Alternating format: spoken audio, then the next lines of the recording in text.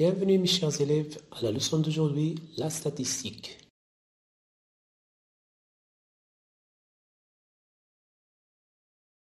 Alors, c'est quoi la statistique? La statistique est la discipline qui étudie des phénomènes à travers la collection des données, leur traitement et analyse, l'interprétation des résultats et leur représentation graphique. À quoi sert la statistique? C'est de rendre ces données compréhensibles partout. Chaque lecteur peut comprendre les résultats de cette enquête. C'est à la fois une science, une méthode et un ensemble de techniques. Il est utilisé dans des domaines.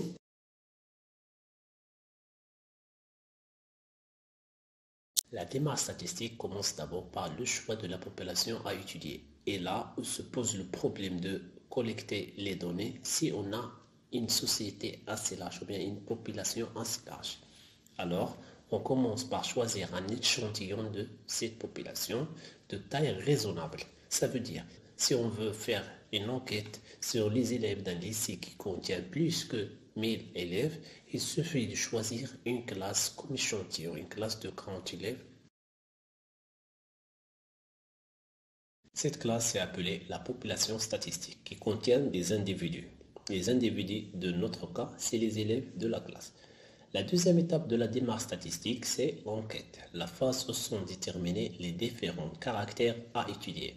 Alors, on peut classer cet échantillon dans des catégories, des groupes selon les caractères choisis. Par exemple, si la variable est le sexe, on obtient deux catégories, les garçons et les filles. Si la variable est l'âge, on obtient plusieurs catégories. Un groupe d'élèves de 2 ans et un autre groupe de 13 ans, un autre groupe de 14 ans, etc. Ou bien on peut choisir n'importe quel caractère. La taille, la moyenne, les notes, la matière préférée, etc. On nomme les catégories obtenues par les modalités. Alors, il y a plusieurs variables qu'on peut étudier dans une population. Ces variables, on peut les classifier en deux. Le premier, c'est le caractère statistique qualitatif, comme le sexe. On parle du caractère qualitatif quand ce caractère n'est pas chiffré. Par exemple, la matière préférée, les couleurs. Dans les enquêtes avec un caractère qualitatif, les réponses ne sont pas des nombres. Sur la couleur préférée, on va obtenir des réponses comme le rouge, le noir, le blanc. Ne sont pas des chiffres. Pour le sexe, on a une fille et un garçon, alors les réponses ne sont pas des chiffres. Alors on dit une variable qualitative. Le deuxième, c'est le caractère statistique quantitatif de la quantité. C'est lorsque les réponses de la population, ce sont des nombres. Par exemple, la taille, les notes, le nombre d'enfants, l'âge. Si on fait une enquête à propos de l'âge des enfants, on obtient des réponses qui sont des chiffres, ou bien des nombres, comme 12, 13, 14, 15. Ce sont des quantités. On parle d'une variable quantitative. Alors, comme résumé, si on a une population et on a un caractère ou bien une variable à étudier dans cette population, ce variable peut être quantitatif ou bien qualitatif. S'il est qualitatif, on va avoir des réponses ou bien des modalités qui ne sont pas des chiffres comme le rouge, le vert, le jaune, etc. Et s'il est quantitatif, on va avoir des modalités sous forme des nombres, 10, 12, 13, 14, 15, comme ça. Dans la population, on va y avoir des individus ayant la même réponse. Par exemple, pour la couleur préférée, s'il est rouge, on va y avoir 5, pour le vert, on va y avoir 12, pour le jaune, on va y avoir 3. Ou bien pour les quantitatifs, c'est les élèves ayant 10 ans, sont 11, 12 ans, ce sont 15, 13 ans sont 9 et 15 ans sont 7. Ces individus ayant le même modalité, on l'appelle l'effectif. On appelle l'effectif. L'effectif, c'est le nombre des personnes ayant la même modalité ou bien la même réponse. La même réponse. Premièrement, on va étudier une variable quantitative. Dans cette partie, on va connaître le tableau d'effectifs et la représentation graphique avec barre. Première activité. Dans une classe de la première année collège de 30 élèves, on a demandé à chaque élève le nombre de ses frères et sœurs. Voici leurs réponses. Comme vous voyez, on a 30 réponses parce qu'on a 30 élèves. Les nombres qu'on a, on l'appelle une série statistique. Une série statistique. Les questions disent quelle est la population, quel est l'effectif total, quel est le caractère étudié dans cette enquête, quelles sont les modalités obtenues, combien des élèves ont 3 frères, combien d'élèves n'ont aucun frère. On présente ces données dans un tableau, puis représentez-les graphiquement.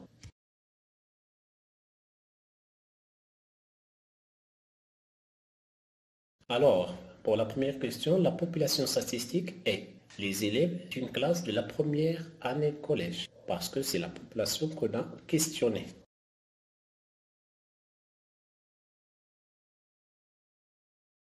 L'effectif total est 30 élèves, parce que dans cette classe, on a questionné 30 élèves. Ou bien, on peut le conclure de la série statistique, on a 30 réponses. 30 réponses, alors, c'est l'effectif total. Le caractère ou bien la variable étudiée dans cette enquête, c'est le nombre des frères et sœurs. Et comme vous voyez, les réponses qu'on a, ce sont des chiffres. 1, 2, 2 sont des chiffres. Alors, ce caractère est un caractère quantitatif. Pour les modalités obtenues, alors les réponses qu'on a obtenues, c'est 0, 1, 2, 3, 5, 7 et 8. Ce sont les réponses qu'on a trouvées parmi les réponses de 30 élèves. Alors, combien d'élèves ont 3 frères? Si on veut connaître combien d'élèves ont 3 frères, on va regarder ou bien compter combien de fois on voit 3, le nombre 3, dans la série statistique et on voit qu'on a 6 réponses. Alors, l'effectif du modalité 3, c'est 6. Ou bien, combien d'élèves ont 3 frères? Ça veut, c'est 6 élèves. 6 élèves ont 3 frères et sœurs. Combien d'élèves n'ont aucun frère? On va voir dans la série statistique les réponses qui sont 0. Combien de réponses? 0. On a 3 réponses. On a 3. Alors, on a 3 élèves n'ont aucun frère.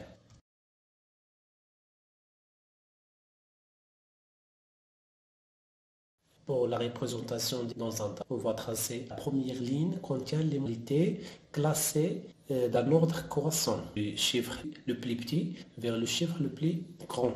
Et puisqu'on a 7 modalités qui sont 0, 3, 7, 8, alors c'est ça la première ligne. Dans la deuxième ligne, il va contenir l'effectif de chaque modalité. Et pour connaître l'effectif de chaque modalité, il suffit de calculer combien de fois la réponse est répétée dans la série statistique. Pour la réponse 0, il est écrit 3 fois. Pour 1, il est écrit 6 fois. Pour 2, il est écrit 9 fois. Pour 3, 6 fois. Pour 5, il est 1 fois. Pour 7, écrit 2 fois. Pour 8, il est écrit une seule fois. Alors ce tableau, on l'appelle un tableau statistique. Dans la première ligne, toujours les modalités arrangées croissamment. Et de la deuxième ligne, on écrit l'effectif de chaque modalité à chaque modalité.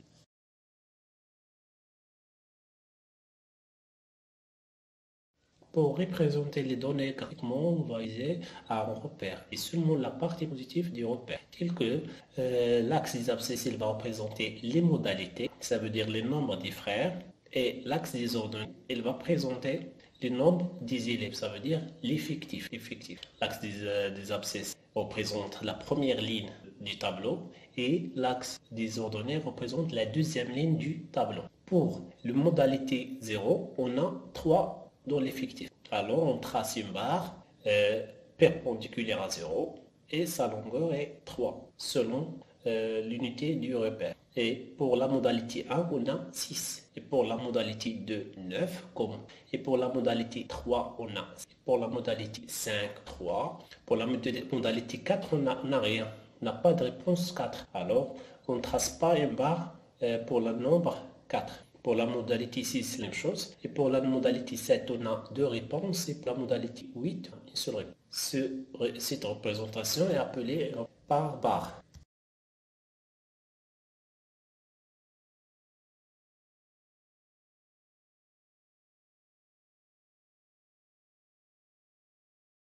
Les fréquences, la représentation graphique circulaire.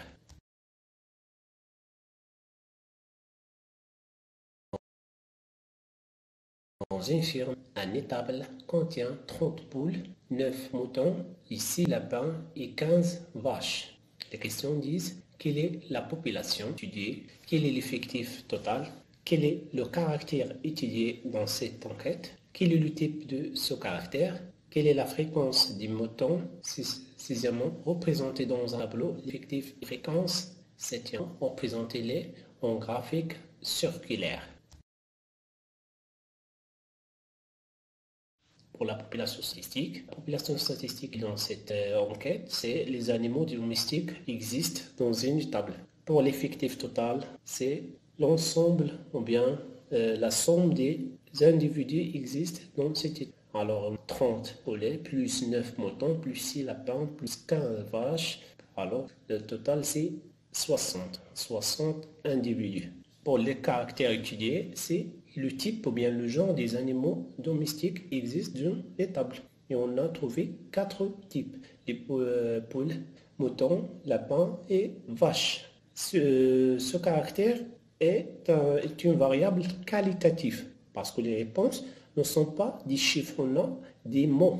Poulet, mouton, lapin et vache, ce sont des mots. Alors, ce caractère est une variable qualitative. Quelle est la fréquence des moutons?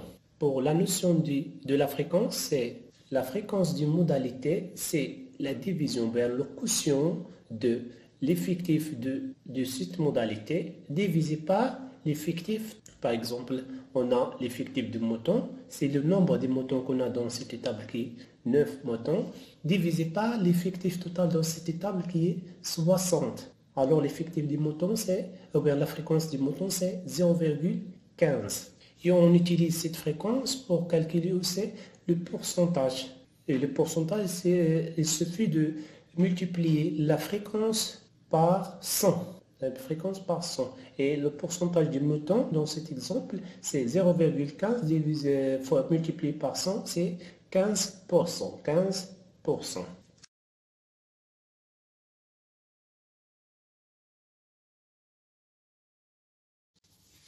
Alors, pour la représentation des données dans un tableau, la première ligne elle contient toujours des modalités. Et puisque notre modalité est qualitative, alors on n'a pas besoin d'un classement croissant. Pour la deuxième ligne, elle va contenir l'effectif. Pour les poules, on a 30, moutons, on a 9, lapins, on a 6 et les vaches, on a 15. La somme des effectifs, elle va nous donner 60 qui représente l'effectif total. Pour la fréquence, on va diviser l'effectif sur l'effectif total. Alors 30 sur 60 et 9 sur 60 et 6 sur 60 et 15 sur 60. Et on va obtenir 0,5 pour les poules, 0,15 pour les moutons, 0,1 pour les lapins et 0,25 pour les vaches. Et pour vérifier qu'on a bien calculé les fréquences, il suffit de additionner ces fréquences et on va obtenir un résultat égal à 1, ou bien presque 1. Pour la représentation graphique en secteur, on va être besoin des angles représentant les modalités. Car chaque modalité va être représentée par un angle circulaire.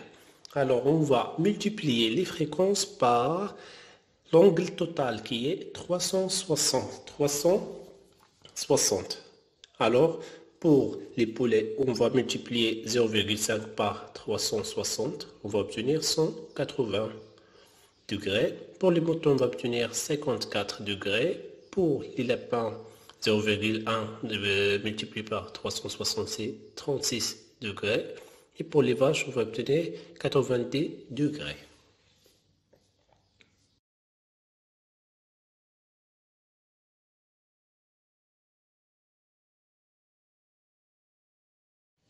Alors pour la représentation graphique, on va besoin d'un cercle. Et puis, on va tracer les angles obtenus dans notre tableau.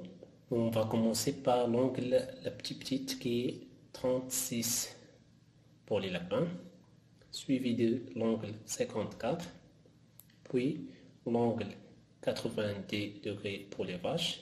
Et pour la dernière, on va obtenir l'angle concernant les poules.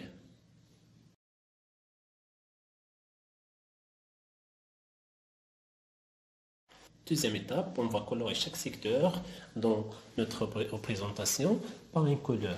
Premier secteur qui est représenté en rouge, pour le deuxième secteur en vert, troisième secteur pour les vaches jaune et le dernier pour les poulets en bleu. Et on a besoin de tracer une légende qui indique la couleur, le sens de chaque couleur, le sens de chaque. Et dernièrement, on va écrire dans chaque secteur le pourcentage de chaque modalité. Par exemple, pour les lapins, on a la fréquence 0,1, on va la multiplier par 10, on obtient 10%. Et pour les moutons, on a 0,15 multiplié par 100, c'est 15%. Pour les vaches, 25%. Et pour les poulets, c'est 50%.